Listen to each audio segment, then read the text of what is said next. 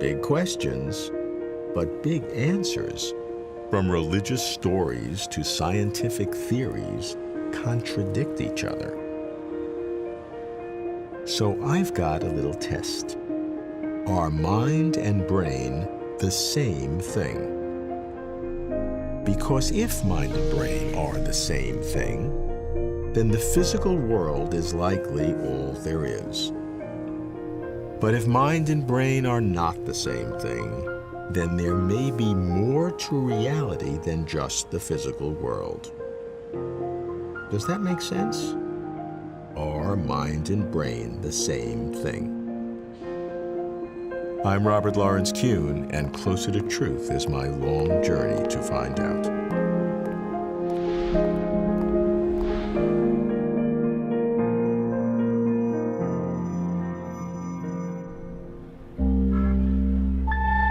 How to assess whether minds and brains are the same thing. My PhD is in brain research, so I begin with a brain scientist and visionary author who explores the neuroscience of conscious and unconscious behaviors. David Eagleman. David, when I was teaching neuroanatomy during my doctoral program, I knew what the brain was. I knew how to cut it up, but in my heart of hearts, I really wanted to know what consciousness was. How do you view this problem? Here's what we know for certain, is that somehow mind is irreversibly tied into the brain. And of course, the reason we know that is if you were to damage your finger in a car accident, you wouldn't really be any different. You'd be sad about it. But if you were to damage an equivalently sized chunk of neural tissue, that can change your mind entirely. It can change your personality or your decision making, your risk aversion. The question is, how? Does it all come down to materialism? Does it all come down to just the physical pieces and parts of the brain? Or is there something else? So most people in neuroscience subscribe to the materialist position. If you get enough of the stuff together in the right ways, running the right algorithms, mind emerges out of that. The problem is none among us has an actual theory of how that happens. We don't even have something close where we say, well, we sort of have this picture where you can get qualia, you can get private subjective experience. Qualia, the feeling, the red of an apple, or the feeling of pain, the taste of feta cheese, what it's like on the inside. Mm-hmm. So we don't know the question that we all asked ourselves in high school, which is, how do I know what I'm seeing as red is what you see as red? And there's no reason actually to believe that we are seeing them the same way.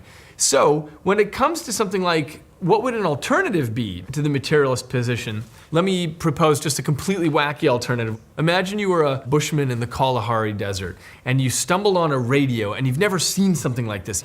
And you pick it up and you realize when you turn the knob that voices emerge from it. And you realize after some experimentation that when you pull out some wires, the voices get garbled. You wouldn't even dream of something called electromagnetic radiation. So you would become a radio materialist. You would say, well, I've derived a theory about radio circuitry. When I do this, I can do this to the voices.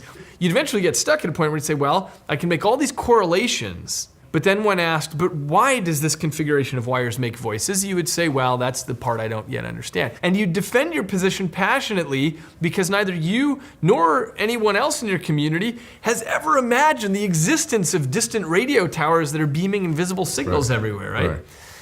So could it be that the brain is like a receptor for something else? And I hope I don't get quoted on this. Not your idea, but I understand what you're saying. What you are doing is you are opening the door so that people bring in religion.